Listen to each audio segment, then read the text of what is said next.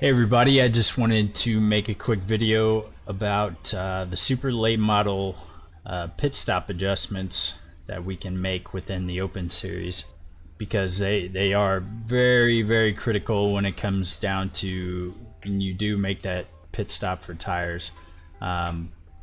What makes it so critical is the fact that mostly everybody doesn't take fuel on their pit stop, so we're trying to let our fuel burn off and have the lightest car possible, which will give us usually the best amount of grip for the car, and which will obviously let us be faster.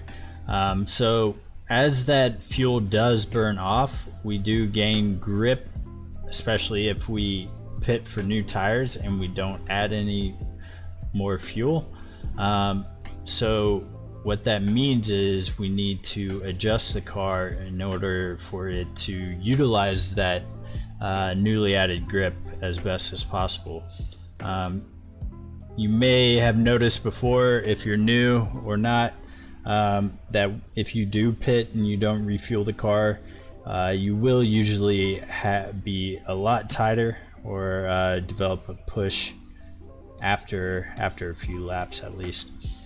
So what can we do to free up the car under these pit stops?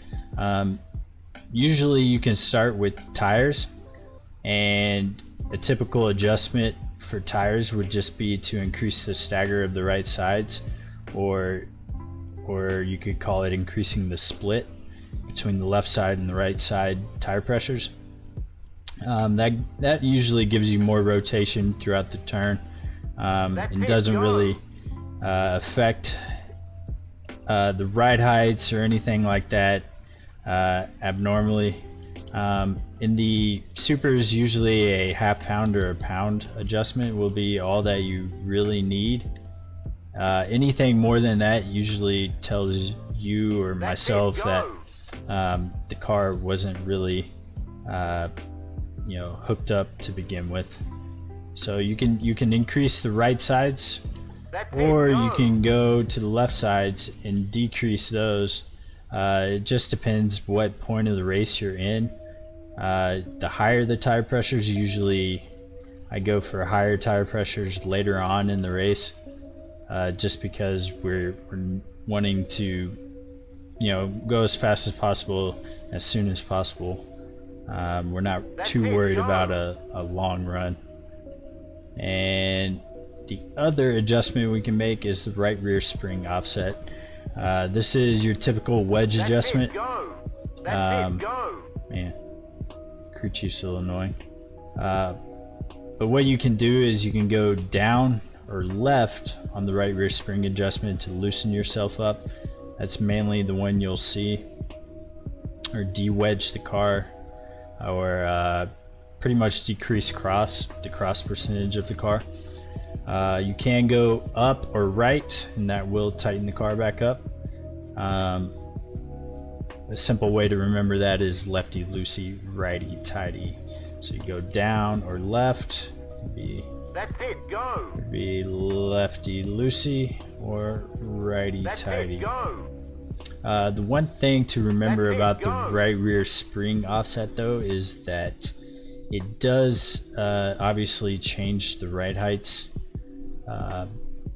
So when you do go down on the right rear offset to loosen the cross up, so say we're at 55.9 cross right now, if we go down 2 clicks, we're at 55.3 or 0.5, excuse me. And then again you can go up and it'll bring us back to 55.9. But again, to remember, you got to remember, once you do this to loosen the car up, the ride heights are raising up, so it's changing that aerodynamic platform on the car. Now most tracks it doesn't really affect the car, but say we're at Milwaukee here and it's a bigger track, it's a faster track, and as you may not think it affects the car that much, but at these bigger tracks, the super late models even do depend on the aerodynamic platform quite a bit. So you got to keep that in mind if you do use the right rear offset, that if you do go down on the adjustment, it will raise the rear of the car up. And also you got to remember throughout the run, once we're burning off fuel, you can see that the rear of the car is raising up. So say we pit and we had 7 gallons left in the tank, our car is already raised up, I don't know exactly where we started off, but the rear of the car did raise up. And then if you were trying to loosen the car up, 3 clicks, it would raise up even more. So that's something to keep in mind, because at these bigger tracks, if you raise the rear of the car up, get that spoiler out there, even though you try to loosen the car up this way with the cross or de-wedge the car still, it might get aerodynamically tight just because how far the rear spoiler is up in the air. So yeah, those are the adjustments to think about. Really it all comes down to your test sessions and testing, different tire pressure combinations on a stop for different fuel amounts that you have in the car, and also maybe de-wedging the car at certain tracks. So give those a test at each time you develop a setup, because it's really critical to have that knowledge and that the knowledge of what adjustments you want to make for a given situation during a race.